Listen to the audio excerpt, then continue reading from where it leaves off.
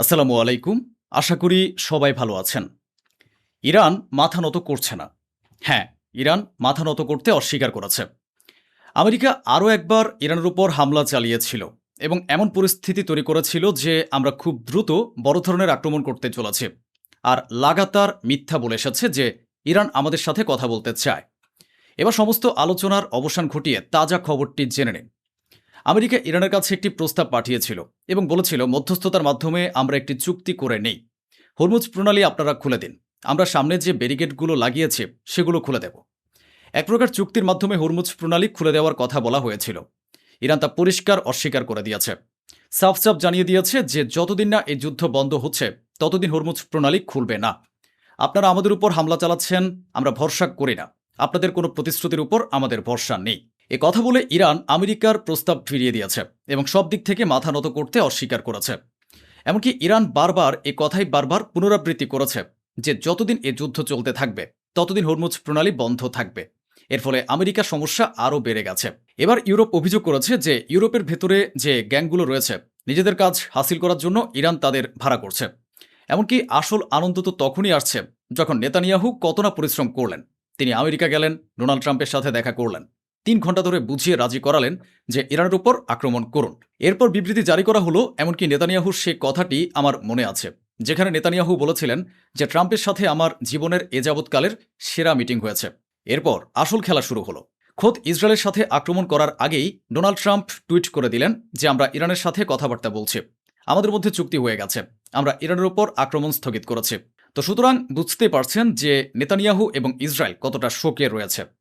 কিন্তু আজকের খবর হলো মধ্যপ্রাচ্যে অবস্থিত আমেরিকার নিজস্ব সেন্টকম অর্থাৎ মধ্যপ্রাচ্যে মোতায়েন মার্কিন সেনাও ডোনাল্ড ট্রাম্পের সোশ্যাল মিডিয়া থেকে জানতে পেরেছে যে আমরা আক্রমণ করছি না। অর্থাৎ ট্রাম্প যে ঘোষণাটি করেছেন যে আমরা ইরানের উপর আক্রমণ করব না, সেই ঘোষণা তিনি তার নিজের অধিকারীদের জানাননি। তারা এই বিষয়ে কিছুই জানতেন না, সরাসরি তিনি টুইট করে দেন। সুতরাং সেন্টকম নিজে একথা বলছে যে আমরা ডোনাল্ড ট্রাম্পের টুইট থেকে জানতে পেরেছি যে আমরা হামলা করছি না। এরপর এখন এ আলোচনায় চলছে যে ডোনাল্ড ট্রাম্প কার ইশারায় চলছেন। তবে একটা বিষয় স্পষ্ট যে ডোনাল্ড ট্রাম্প ইরানকে খারাপভাবে ভয় পাচ্ছেন। বড় বড় কথা বললেও শেষমেশ পিছু হটতে বাধ্য হয়েছেন। কৃষ্ণ সাগরে একটি ইরানি জাহাজ বা ট্যাঙ্কারে হামলা হয়েছিল। একজন ইরানি নাগরিকের মৃত্যু হয়েছিল এবং 4 জন আহত হয়েছিলেন। বলা হয়েছিল এবং এটি নিশ্চিত ছিল যে ইউক্রেন এ হামলা চালিয়েছে। ভদ্র মহোদয়েরা, সেই আহত ইরানি ব্যক্তিরা ট্যাঙ্কার সহ তেহরানে ফিরে গেছেন। এমনকি ইরান নিশ্চিত করেছে যে আমরা প্রতিশোধমূলক ব্যবস্থা নেওয়ার জন্য ইউক্রেনের 3টি এলাকা বেছে নিয়েছিলাম যেখানে আমাদের আক্রমণ করার কথা ছিল। কিন্তু তার আগেই ইউক্রেন আমাদের সাথে যোগাযোগ করে এবং আমাদের কাছে ক্ষমা চেয়ে নেয়, তাই আমরা হামলা স্থগিত করে দিয়েছি। আমেরিকার কাউন্টার টেরোরিজমের প্রধানের কথা আপনাদের মনে আছে নিশ্চয়ই। এর হল তার সম্পূর্ণ বিবৃতি। ইনি কোনো সাধারণ বা ছোটখাটো ব্যক্তি নন। তিনি ছিলেন মার্কিন সরকারের একজন শীর্ষ কর্মকর্তা। ট্রাম্পের নীতিতে অসন্তুষ্ট হয়ে এবং ট্রাম্পের কর্মকাণ্ডে অতিষ্ঠ হয়ে তিনি পদত্যাগ করেছিলেন। এবার সে কর্মকর্তা আবারও বলেছেন যে আমাদের যে কোনো মূল্যে এই সত্যটি মেনে নিতে হবে যে সামরিক শক্তি প্রয়োগ করে ও বোমাবর্ষণ করে হরমুজ প্রণালী আমরা কখনোই খুলতে পারবো না। আমাদের এটা স্বীকার করতে হবে, বরং ডোনাল্ড ট্রাম্পের উচিত মধ্যপ্রাচ্য থেকে নিজের সেনা ফিরিয়ে নেয়া, আমাদের ঘরে ফিরে যাওয়া উচিত। ডোনাল্ড ট্রাম্প বারবার ধমক দেন যে এবার ইরানকে গুড়িয়ে দেব, আমি 72 ঘন্টার মধ্যে ইরানের উপর খুব বড় ধরনের হামলা চালাবো। কিন্তু শেষ মুহূর্তে তিনি পিছিয়ে আসেন। এরপর যখন বিশ্ববাসী হাসাহাসি করে, যেমন এই যে শেষ হামলাটি তিনি টুইট করে স্থগিত করলেন, তা নিয়ে যখন দুনিয়া ডোনাল্ড ট্রাম্পের উপর হাসছে, তখন তিনি বলছেন যে কাতার, ইরান এবং অন্যান্য সমস্ত আরব দেশ আমাকে হামলা না করার জন্য অনুরোধ করেছিল। নেতানিয়াহুর গোলামিতে তো আমেরিকা থাকে, আমেরিকার সরকার তো ইসরায়েলের ইশারায় চলে। তবে কি ট্রাম্প ইসরায়েলকে বিষয়টি জানায়নি? হামলা স্থগিত করেছ, সেটা ভালো কথা, কিন্তু ট্রাম্প যে আরব দেশগুলোর কথা শুনে ইরানের উপর হামলা করছে না, এ যুক্তি কোনোভাবেই বোধগম্য নয়। এ কথা আমরাও মানছি এবং এই বিষয়টি আমিও বারবার বলছি যে সেদিন আরবের ক্রাউন প্রিন্স মোহাম্মদ বিন সালমান, হ্যাঁ, তিনি ব্যক্তিগতভাবে ডোনাল্ড ট্রাম্পকে ফোন করে অনুরোধ করেছিলেন এবং বুঝিয়েছিলেন যে আপনি যদি ইরানের উপর আক্রমণ করেন তবে তার পাল্টা জবাবে আমাদের সমস্ত আরব দেশকে তার খেসারত দিতে হবে এবং তখন আপনারা আমাদের বাঁচাতে পারবেন না। এমনকি এই মুহূর্তে আপনারা নিজেদের বাঁচাতে পারছেন কিনা সেটাও বড় ব্যাপার। ডোনাল্ড ট্রাম্পের একটি অডিও সাক্ষাৎকার রয়েছে যেখান থেকে কেটে ছেটে তথ্যগুলো আপনাদের জানাচ্ছি। ডোনাল্ড ট্রাম্প এও বলেছেন যে আরব বন্ধুরা আমাকে আশ্বস্ত করেছিল যে ইরানের সাথে চুক্তি হয়ে যাবে। এরপর মোহাম্মদ বিন সালমানের সাথে আমার কথা হয়। আমি মোহাম্মদ বিন সালমানকে জিজ্ঞেস করি আপনার কি মনে হয় আমার কি করা উচিত। তখন মোহাম্মদ বিন সালমান বলেন যে যুদ্ধের চেয়ে ভালো হয় আপনি ইরানের সাথে কোনো চুক্তি করে নিন। এরপর ট্রাম্প আরও বলেন যে তারা আমাদের কাছে ভিক্ষা চেয়েছিল ইরানিরা আমাদের কাছে ভিক্ষা চেয়েছিল যেন আমরা আক্রমণ না করি। এখন তাদের সাথে আমাদের কথা হতে চলেছে, এমনভাবে কথা হতে চলেছে এবং এমন একজন ব্যক্তির সাথে কথা হতে চলেছে যে আলোচনার কারণে এবং সেই ব্যক্তির কারণে হাজার হাজার মানুষের জীবন বেঁচে যাবে। এবার আপনাদের অন্য দিকটা বলছে। এতক্ষণ তো আপনারা ট্রাম্পের সমস্ত কথা শুনে নিলেন, যেগুলো আমি আপনাদের বললাম এবং যেগুলো তিনি বিবৃতি হিসেবে দিচ্ছেন। এখন এটা আপনাদের উপর নির্ভর করছে যে আপনারা কাকে সত্যবাদী মনে করবেন আর কাকে মিথ্যাবাদী। কারণ শুরু থেকে ট্রাম্প নিজের বড়পনা দেখিয়ে নিজের সম্মানের 12টা বাজিয়েছেন।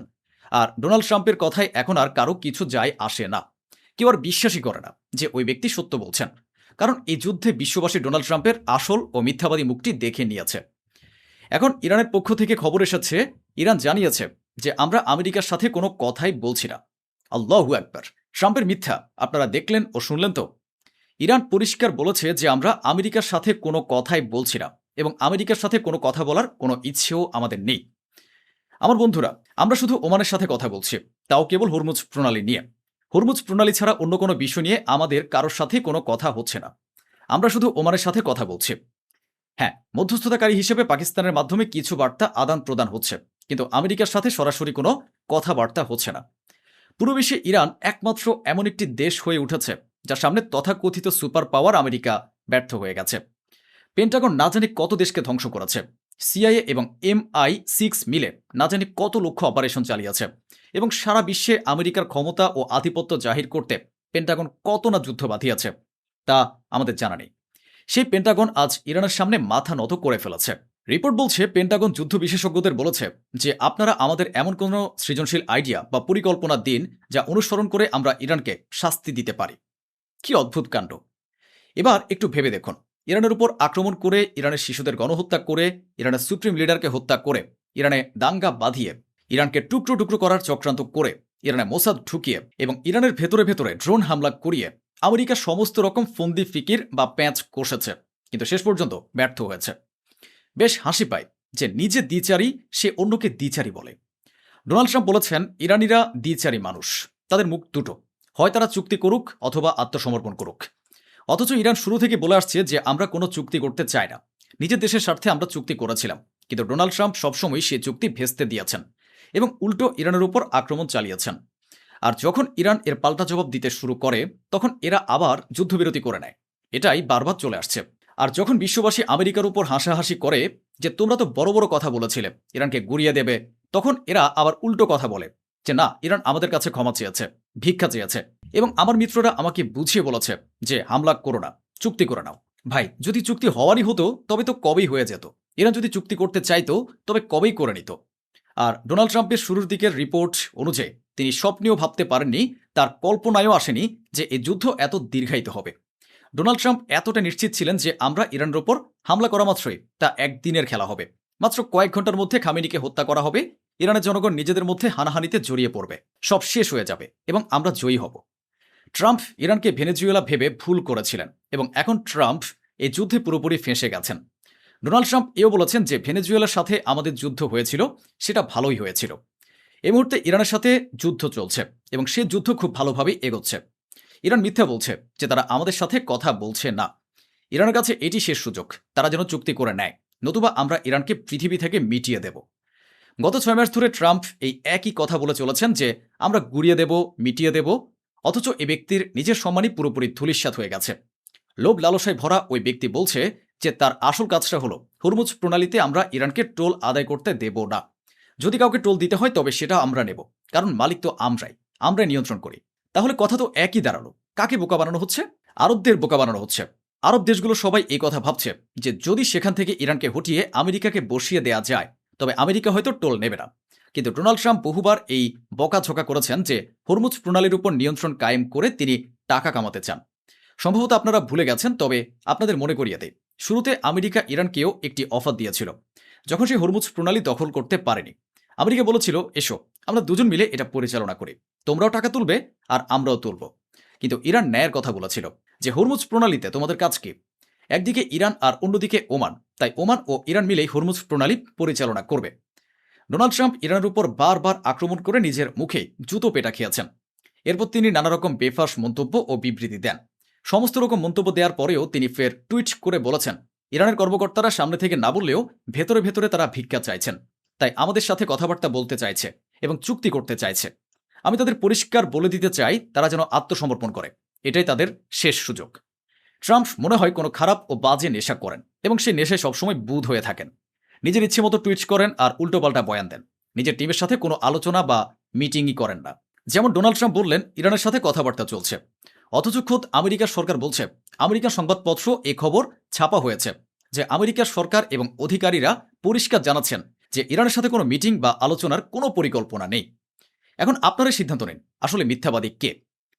মহাশয়গণ, খোদ পাকিস্তানের পররাষ্ট্রমন্ত্রী ইরানের পররাষ্ট্রমন্ত্রী আব্বাস আরাকচির সাথে টেলিফোনে কথা বলেছেন এবং তাকে ইসলামাবাদে আমন্ত্রণ জানিয়েছেন। এর উপর ইরান এখনও কোনো স্পষ্ট জবাব দেয়নি যে তারা পাকিস্তানে যাবে নাকি না।